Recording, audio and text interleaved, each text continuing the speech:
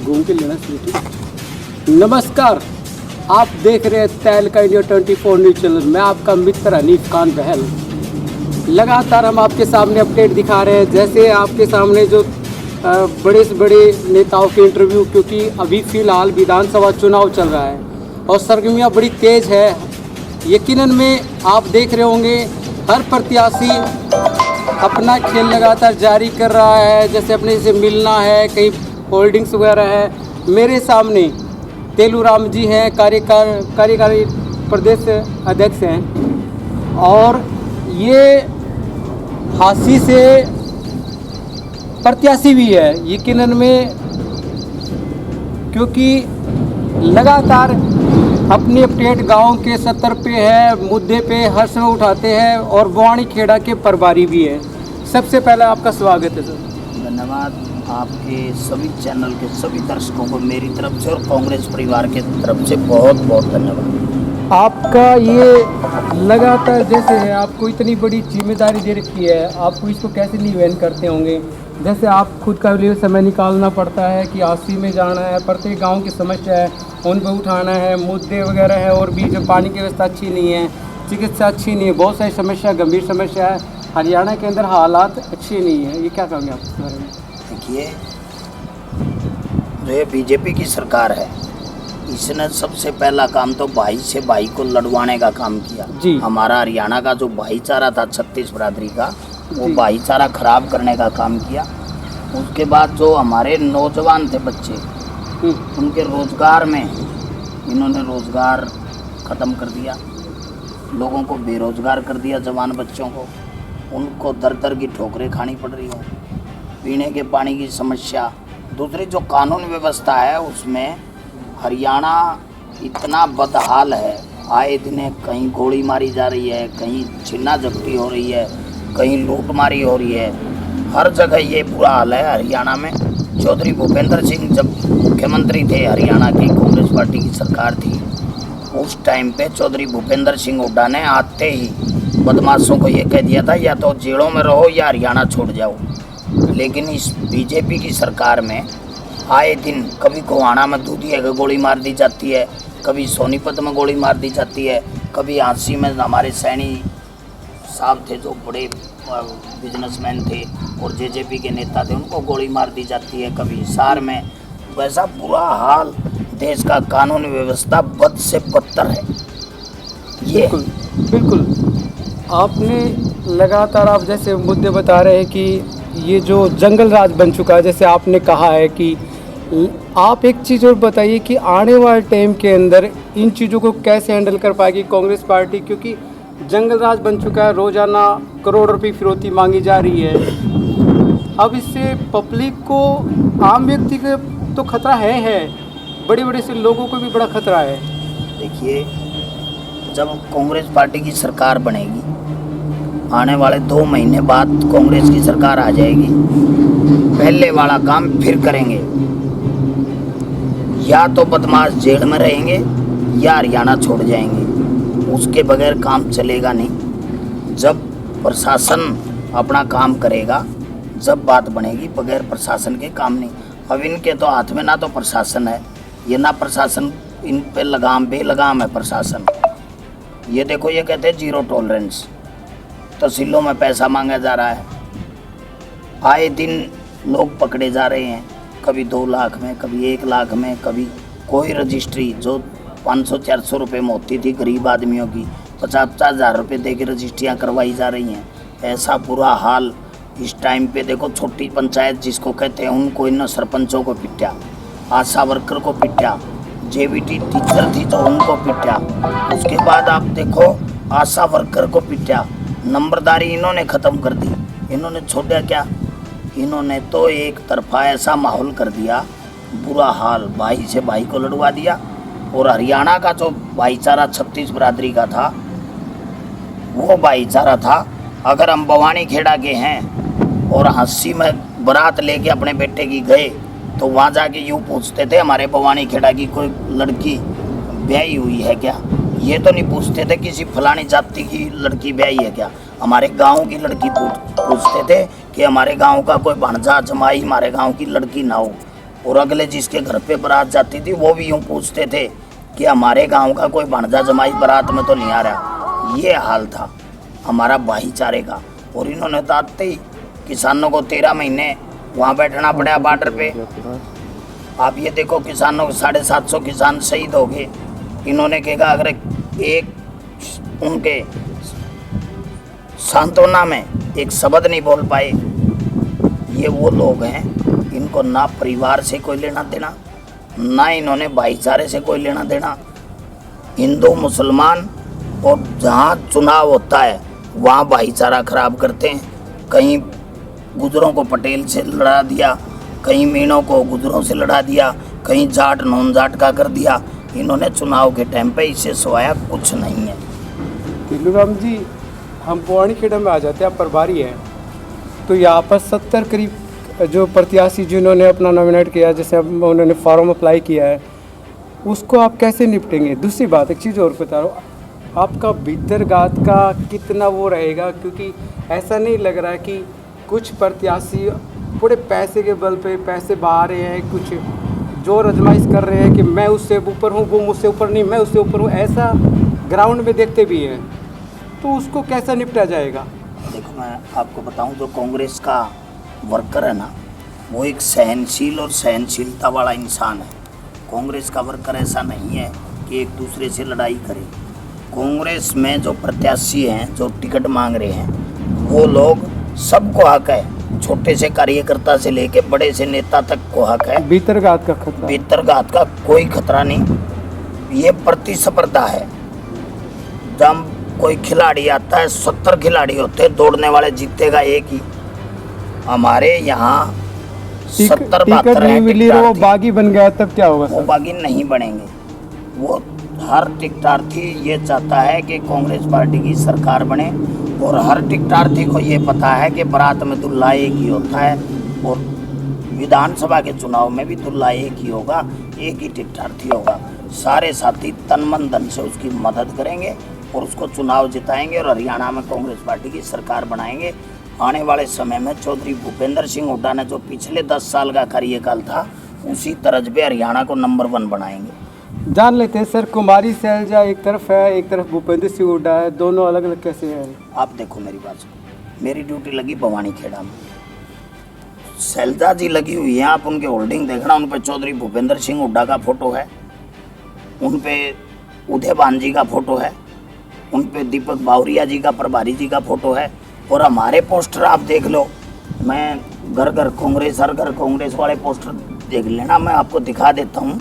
उस पर कुमारी सैलजा का, उनका सबके फोटो है, रणदीप सुरजेवाले का। जो पदाधिकारी हैं उनके फोटो लगेंगे, जो पदाधिकारी नहीं है उनका फोटो नहीं लगेगा उसमें।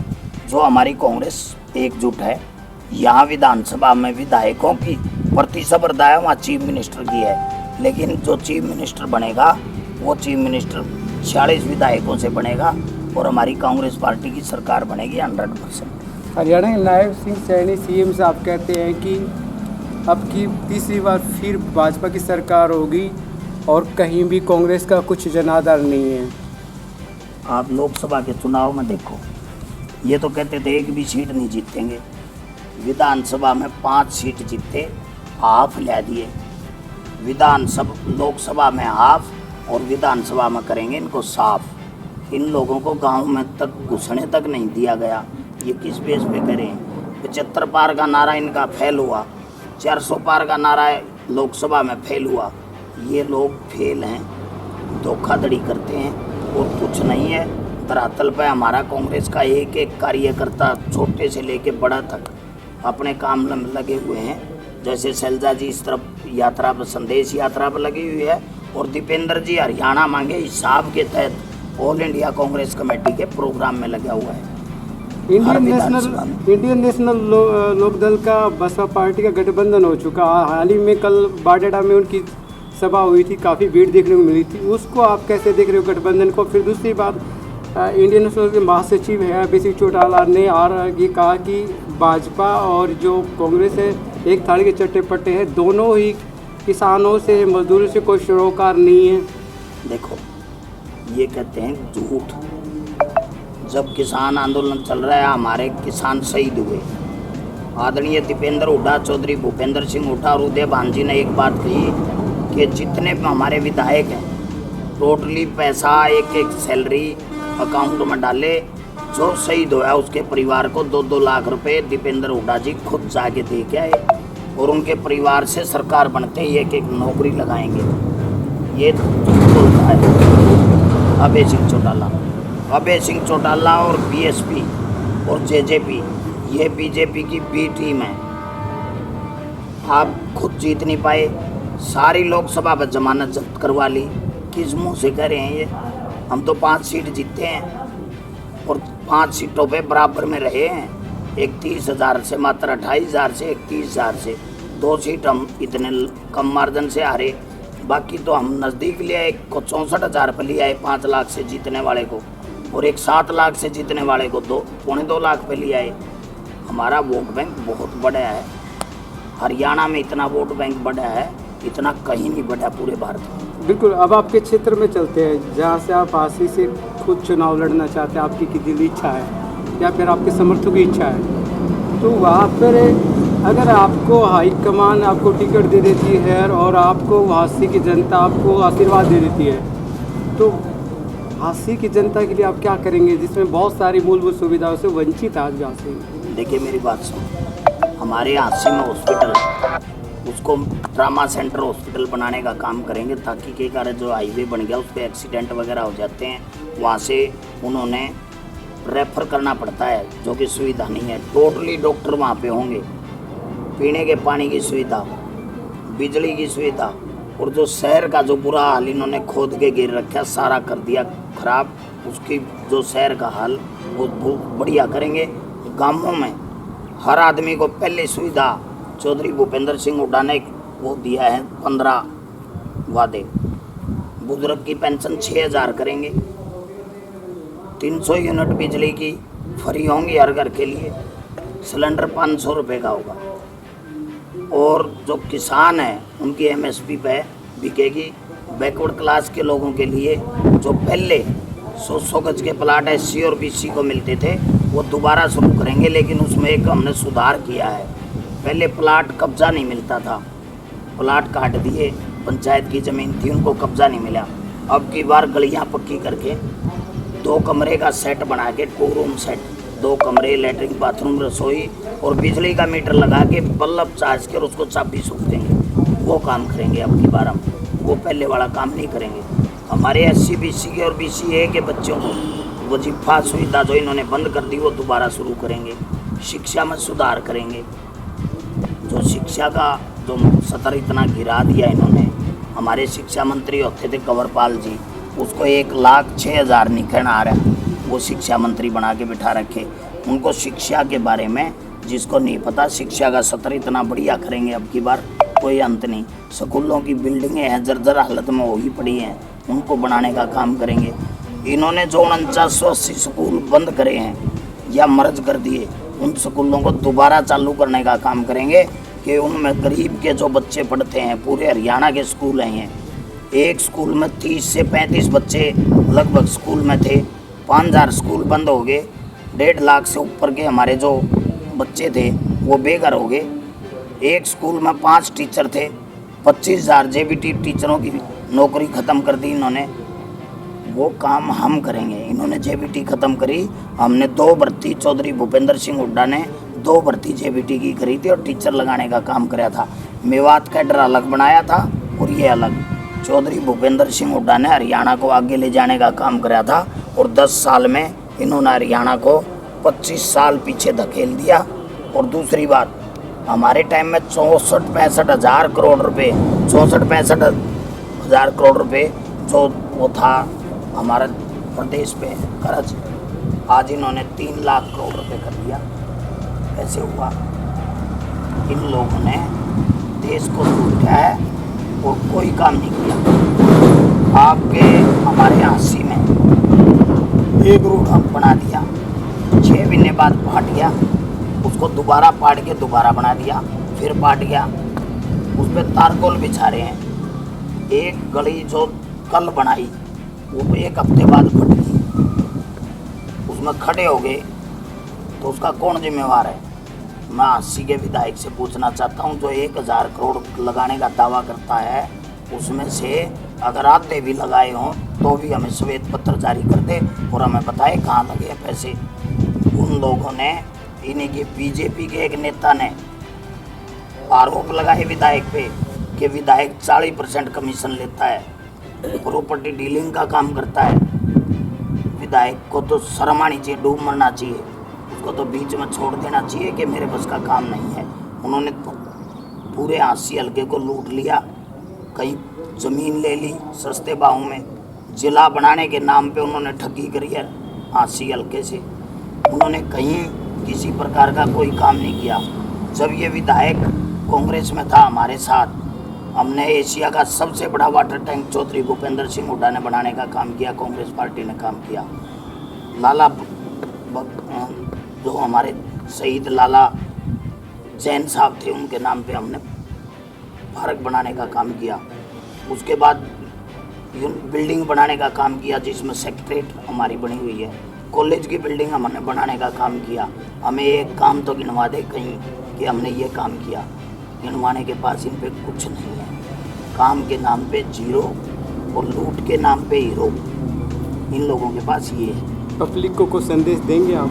पब्लिक को तो मैं एक ही संदेश देना चाहूँगा कि जो 10 साल का शासन चौधरी भूपेंद्र सिंह हुड्डा का और 10 साल का शासन इस बीजेपी का कंपैरिजन कर लें, चौधरी भूपेंद्र सिंह हुड्डा नंबर 1 पे रहेंगे और बीजेपी धरातल पे रहेगी, 0 पे रहेगी।